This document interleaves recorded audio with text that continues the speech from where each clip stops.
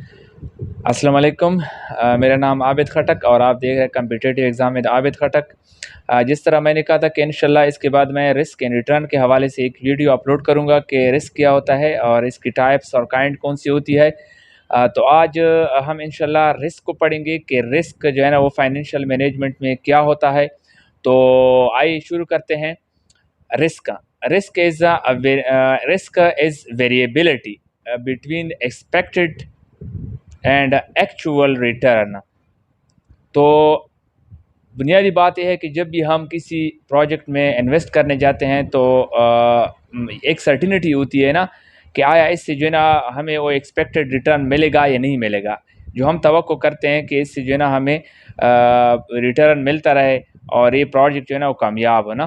तो वो जो डिफरेंस होता है आपकी इनिशियल इन्वेस्टमेंट जो आपने एक्चुअल रिटर्न या जो एक्चुअल जो है ना आपने इन्वेस्टमेंट की होती है ना, और आप जो एक्सपेक्ट करते हैं कि मुझे इससे जो है ना वो इतने पैसे मिलेंगे, वो नहीं मिल पाते।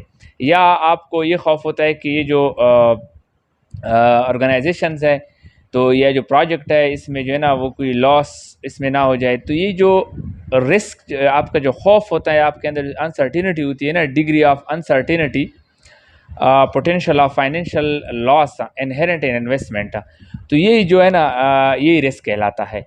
और बुनियादी तौर पर जब भी हम कोई चीज़ जो है ना जब भी हम किसी जगह इन्वेस्ट करते हैं तो अगर हम हमारी इन्वेस्टमेंट थोड़ी होती है तो उसमें डिग्री का जो मायार होता है रिस्क का वो थोड़ा होता है, उसमें लॉस का ना। अगर जितना ज़्यादा इन्वेस्टमेंट होगा तो उसमें ये होगा कि इसमें जो है ना लॉस भी ज़्यादा होता है। तो इसके बाद हमारे पास है रिस्क प्रेफरेंसेस। रिस्क प्रेफरेंसेस बुनियादी तौर पर ये 3 किस्म के अशख़ास होते हैं जो उनका एक एटीट्यूड होता है ना कि वो रिस्क के हवाले से या जब वो इन्वेस्ट करने जाते हैं तो उनका क्या एटीट्यूड होता है ना। तो रिस्क एवर्स होता है, रिस्क न्यूट्रल होता है और रिस्क सीकिंग होता है ना। बुनियादी तौर पर 3 किस्म के लोग होते हैं। तो हम रिस्क एवर्स को पढ़ते हैं। रिस्क एवर्स ये जो बुनियादी तौर पर ये बहुत ही लेस रिस्क लेता है, मतलब ये जब भी इन्वेस्टमेंट करता है तो ये हमेशा जो है ना देखता है कि प्रोजेक्ट में जो है ना कम से कम रिस्क हो और जो है ना ज़्यादा से ज़्यादा रिटर्न होना। तो ये इस किस्म का शख्स होता है, ये बहुत केयरफुल होता है और केयरफुली जो है ना अपना सरमाया होता है वो इन्वेस्ट करता है। उसके बाद होता है रिस्क न्यूट्रल ना। रिस्क न्यूट्रल जो होता है वो बुनियादी तौर पर ये नहीं देखता कि मुझे जो है ना कितना लॉस इससे होगा, बल्कि वो ये देखता है, इस किस्म के लोग जो सिर्फ हाई रिटर्न चाहते हैं, रिस्क को हाथ में नहीं लाते ना। तो choose investment solely based on their expected return. They do not analyze the risk and investment but want high return. तो इनका रिस्क से कोई लेना देना नहीं होता, बल्कि सिर्फ और सिर्फ ये चाहते हैं कि जो है ना हमें ज़्यादा से ज़्यादा जो है ना वो रिटर्न मिले। तो इसके बाद रिस्क सीकिंग जो है ना वो शख्स होता है, मतलब जिस तरह नाम से ज़ाहिर है कि रिस्क सीकिंग वाला शख्स जो होता है वो हमेशा जो है ना ये नहीं देखता वो भी कि इसमें जो है ना मुझे कितना रिटर्न मिलेगा, इसमें से कितना जो है ना मुझे रिस्क इसमें इन्वॉल्व है, लेकिन वो जो है ना वो बस ये चाहता है कि मुझे इससे रिटर्न मिले। उससे लोअर और हाई रिटर्न से कोई वो नहीं होता, नेगेटिव से भी अगर कुछ भी ना मिले फिर भी वो जो है ना वो उसको कोई फ़र्क नहीं पड़ता।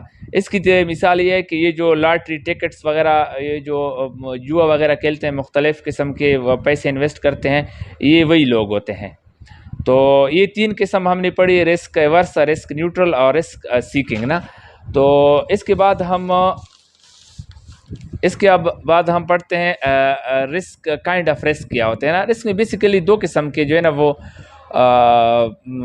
काइंड है इसके, एक सिस्टमेटिक है और दूसरा जो है ना वो अनसिस्टमेटिक है।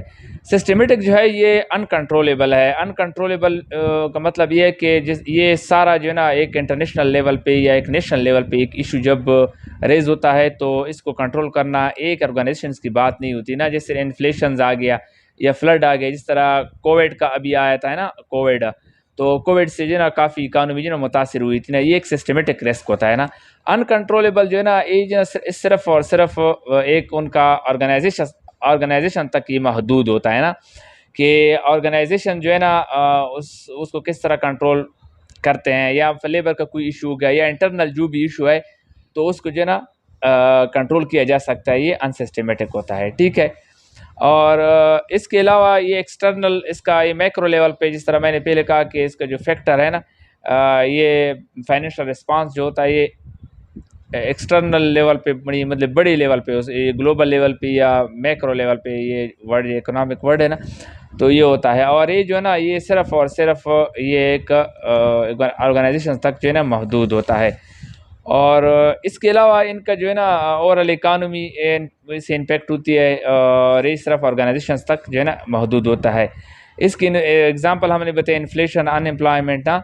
और ये टाइप्स इनकी है कि रिस्क, इंटरेस्ट रिस्क हो गया, मार्केट रिस्क हो गया सिस्टमेटिक में ना, क्योंकि जब भी कोई इस तरह की इशू आ जाता है इंटरनेशनल लेवल पे तो जो सेंट्रल बैंक होता है वो इंटरेस्ट रेट को कम कर देता है या जो है ना वो ज़्यादा कर देता है।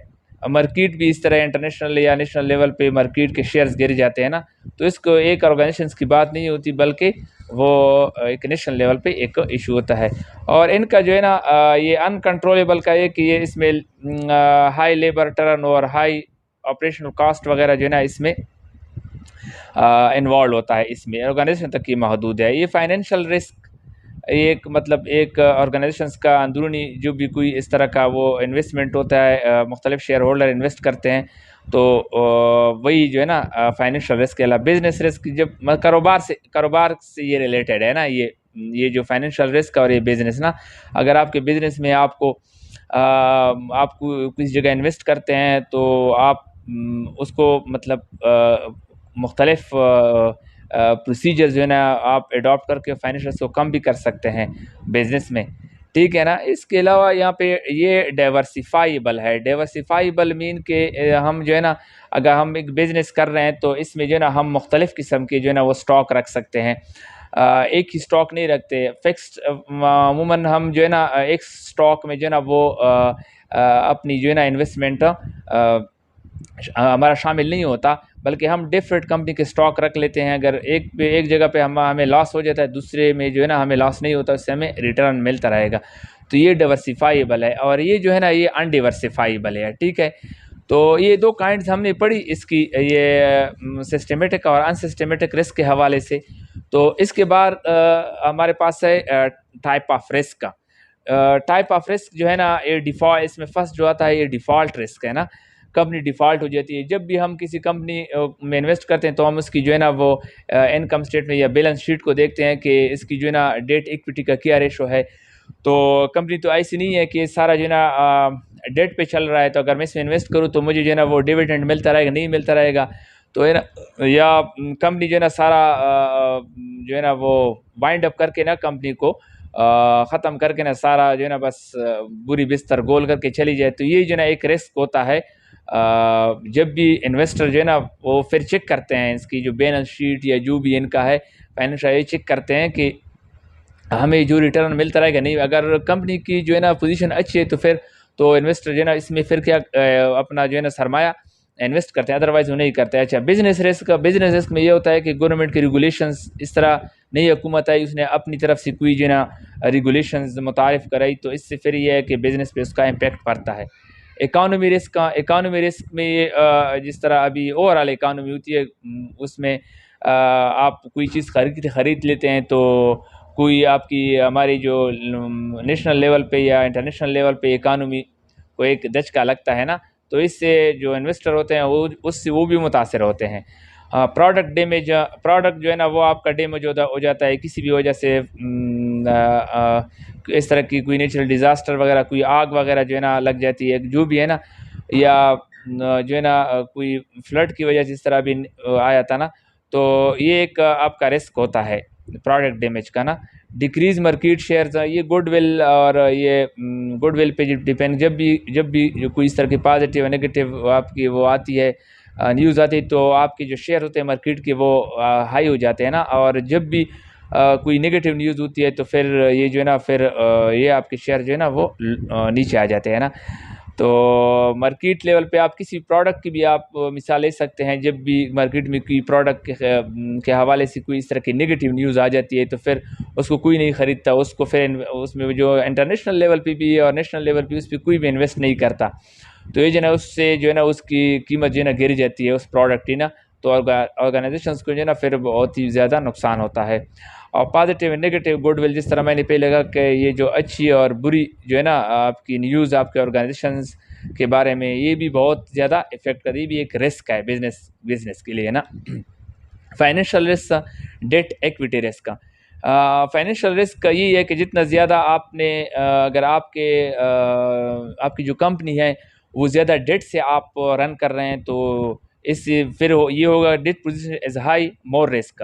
अगर आपकी डेट पोजीशन ज़्यादा हाई है तो फिर ये है कि रिस्क भी ज़्यादा होगा, ठीक है ना। इक्विटी पोजीशन इज़ हाई, अगर आपकी इक्विटी पोजीशन मतलब इक्विटी आपका अपना कैश जो अपना ओन मतलब आपके बैंक डिपॉजिट है या फिक्स एसेट जो भी है ना, लेकिन वो आपका अपना है इक्विटी ना, वो इन्वेस्ट आपने किया है वो ज़्यादा है तो फिर रिस्क जो है ना कम होगा। आपको जो मतलब लेस ओब्लिगेशंस आपकी होगी पे करने को। जब आपके डेट ज़्यादा होगा और इसमें फिर रिस्क ज़्यादा होगा क्योंकि आपने ज़्यादा जो है ना फिर उस पर इंटरेस्ट पे करना पड़ेगा, आपने ओब्लिगेशंस ज़्यादा पे करनी पड़ेगी। तो फिर वो डेट रेशो जो है ना एक आप जब भी कंपनी की आप स्टेबिलिटी या उसको चेक करना चाहते हैं तो उसमें आप डेट इक्विटी रेशो को आप जो आपकी एसेट्स होते हैं, लाइबिलिटी होती है ना, उसमें जो है ना आप उसकी रेशो निकाल सकते हैं किस कंपनी की क्या पोजीशन है। तो उसके बाद फिर हमारे पास जो है ना वो ये purchase power risk, inflation risk. तो ये जब भी हम for example you invest R S 1200 with, इसकी मिसाल ये है, मैं सिंपल सी आपको बता देता हूँ, इसको पढ़ने की ज़रूरत नहीं है कि आप एक जगह आप इन्वेस्ट कर लेते हैं तो आपको वहाँ से जो है ना आपने जो है 10% जो है ना एक जगह आपने इन्वेस्ट किया है, ठीक है ना। तो आपको ये 10% के इन्वेस्टमेंट पे आपको जो है ना 5% जो है ना वो मिल रहा है, रिटर्न आपको मिल रहा है, ठीक है। तो जब कुछ महीनों के बाद ये जो है ना ये इन्फ्लेशन रेट जो है ना ये 11 तक चला जाता है, मतलब 11 तक ये इन्फ्लेशन, तो आपको ये जो 5% ये 10% के इन्वेस्टमेंट पर मिल रहा है तो फिर ये आपके लिए एक लॉस है, क्योंकि ये जो टाइम वैल्यू ऑफ मनी की जिस तरह हम बात की, इस 5% की उस वक्त तक कीमत थी जब ये इन्फ्लेशन रेट जो है ना ये 4% था या 3% था। जब ये ज़्यादा हो गया तो फिर ये जो है ना आपके लिए वहाँ पे रिस्क है आपके इन्वेस्टमेंट के लिए ना। ये बस सिंपल ये बात है। इंटरेस्ट रेट का ये, अगर आपको ये भी उसी तरह है, अगर इंटरेस्ट रेट जो है ना आप को एक 10 लाख रुपीज़ पे या जो है ना एक 10 लाख पे जितना भी आपने इन्वेस्ट किया होता है ना, उस पे आपको अगर 5% मिल रहा है, ठीक है, 5% आपको मिल रहा है, फिर इन्फ्लेशन रेट उस वक्त 3% है। तो वही जिस तरह मैंने वो बात की ना परचेजिंग पावर रिस्क की ना, इन्फ्लेशन रिस्क की ना, तो वही बात है कि फिर जब ये इन्फ्लेशन बढ़ जाता है तो फिर आपको जो इंटरेस्ट रेट जो भी आपको मिल रहा है उससे आप सेविंग नहीं कर सकते, और आपने जो वहाँ पे इन्वेस्ट किया है आपका पैसा भी जो है ना वैसी वहाँ पे कोई खातिर ख्वाह आपको उससे फ़ायदा नहीं मिल रहा होगा, एक रिस्क में होगा आपका पैसा। मार्केट रिस्क का positive news in the market has good impact while negative plunges the share of the market. There are forces in the market who buy and purchase share according to positive negative information, work on demand and supply. तो ये आपने जिस तरह मैंने पहली बात की market में जो है ना ये इसको इनसाइडर ट्रेडिंग भी कहते हैं ना।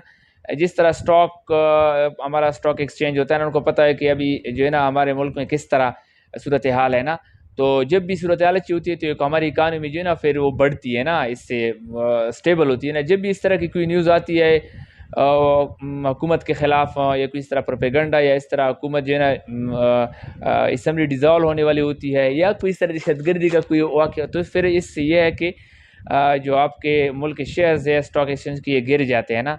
तो ये जो है ना इनसाइड ट्रेडिंग पे इसलिए इसको कहते हैं कि इसमें जो लोग काम करने वाले उनको पता होता है, और जो कॉमन पर्सन होता है उनको पता नहीं होता कि अभी इससे मुझे कितना रिस्क ये इन्वेस्टमेंट से मुझे रिस्क है या फ़ायदा है। अगर इनसे इन्वेस्ट करूँगा तो अगले हफ्ते मुझे इससे फ़ायदा होगा या मुझे नुकसान होगा। तो जो इस ट्रेड से वाबस्ता हो गए तो मतलब जो ज़्यादा स्टॉक एक्सचेंज में जो बिल्कुल काम कर रहे होते हैं इनसाइड, तो उनको पता होता है कि हमने इन्वेस्ट करना ही नहीं होता ना। आम कॉमन पर्सन को इस चीज़ का पता नहीं होता ज़्यादा। लिक्विडिटी रिस्क ये है कि हमारे पास हमारे जो एसेट्स होते हैं, ठीक है ना, हम इसको कितनी जल्दी इसको कैश में कन्वर्ट कर सकते हैं, ठीक है ना। और अगर हम कोई इस तरह की एक चीज़ ख़रीद लेते हैं फिर उसकी जो है ना मार्केटेबिलिटी जो है ना वो मार्केट नहीं रहता उसका। फिर फॉर एग्जांपल मैंने कोई जो है ना वीवो का फ़ोन ख़रीद लिया या कोई मैंने सैमसंग का मेरे पास फ़ोन है, वो मैंने ख़रीद लिया है, एक स्टॉक मैंने ख़रीदा है, उसकी कीमत जो है ना अच्छी है, लेकिन अचानक जो है ना फिर उसकी मार्केट जो है ना गिर जाती है ना किसी वजह से। तो फिर मैं अगर उसको जो है ना मैंने फॉर एग्जांपल उसको 10,000 पे लिया है, तो फिर मुझे जो है ना उससे वो ये प्राइस तो मुझे उससे नहीं मिलेगा, मुझे तो शायद उससे 5,000 या 7,000 इस तरह की वो मिलेगी ना। तो शायद कोई उसको जल्द ख़रीदी भी ना। तो ये जो है ना ये एक लिक्विडिटी रिस्क होता है। Can not be brought sell easily, can not convert into cash without loss. तो यही है इसका जो है ना लिक्विडिटी रिस्क ना। तो इसके बाद है कंट्री रिस्क, पॉलिटिकल रिस्क का। मेजर चेंजेस, जब भी इस तरह की कंट्रीज लेवल पे कोई इस तरह की इंस्टेबिलिटी आ जाती है, कोई इस तरह की सूरत हाल आ जाती है हमारे मुल्क में ना, तो फिर जो है ना ये क्या होता है कि हमारी इकानमी, क्योंकि political stability is directly connected with the economic stability. तो जब भी किसी मुल्क में पॉलिटिकल स्टेबिलिटी नहीं होगी तो वहाँ पे लाजमी है कि वहाँ पे आपकी इकानमी उसकी बहुत वीक होगी। ये हमारे जितनी भी डेवलपमेंट कंट्रीज़ है ना, उसमें ये जो है ना ये इशू बहुत है, उसकी इकानमी जो है ना बहुत ही वीक है। इसकी मिसाल आप देखिए, जो डेवलप्ड कंट्री है, आप यूके देख ले, आप यूएसए देख ले, ठीक है ना। और ये जितनी भी कंट्रीज़ हैं इनमें जो इनकी जो इकानमी है ना वो बहुत ही स्टेबल है ना। तो जो डेवलपिंग कंट्रीज़ है, आप देखे अफ्रीकन कंट्रीज़ आप देखे वहाँ पे, ठीक है, इधर साउथ ईस्ट में बहुत से कंट्रीज़ है, श्रीलंका, इस तरह पाकिस्तान भी इसमें शामिल है। तो यहाँ पे जो है ना रिस्क बहुत ज़्यादा होता है ना। तो इससे हमारे इकानमी पे असर पड़ता है। जब हमारी इकानमी वीक होती है, जो लोग जिन लोगों ने इन्वेस्ट किया होता है मुख्तलिफ़ प्रोजेक्ट्स में, मुख्तलिफ़ ऑर्गेनाइजेशंस में, तो ऑलरेडी फिर एक चेन होता है ना, तो फिर उससे वो भी मुतासिर होते हैं। तो आज हमने जो है ना रिस्क को पढ़ा, तो इंशाल्लाह हम जो है ना फिर हमारा जो नेक्स्ट टॉपिक हमारा होगा वो हमारा होगा tools of risk, measurements of risk. हम मतलब रिस्क को पढ़ेंगे, risk of single asset, risk of portfolio, मतलब हम रिस्क को किस तरह मेजर किया जाता है। इंशाल्लाह हम इसको जो है ना नेक्स्ट लेक्चर में पढ़ेंगे। उम्मीद है आपको समझ आ गया होगा। और इंसान गलती का पुतला है, कोई भी इंसान जो है ना कंप्लीट नहीं होता। और इल्म जो है ना वो बहुत ही वसी है। मैं भी मुझसे कोई गलती हुई हो, आप मुझे कमेंट सेक्शन में बताएं। किसी भी जगह आपको कोई प्रॉब्लम हो, आपको समझ ना आया हो, तो इंशाल्लाह मैं उसका रिप्लाई दूंगा। और आखिर में एक गुजारिश है कि मेरे जो इस चैनल पे आप रहे और मेरे चैनल को सब्सक्राइब करें, तो इंशाल्लाह मैं वीडियो वक्तन फ़ौक्तन अपलोड करता रहूँगा। तब तक के लिए इजाज़त, अल्लाह हाफ़िज़।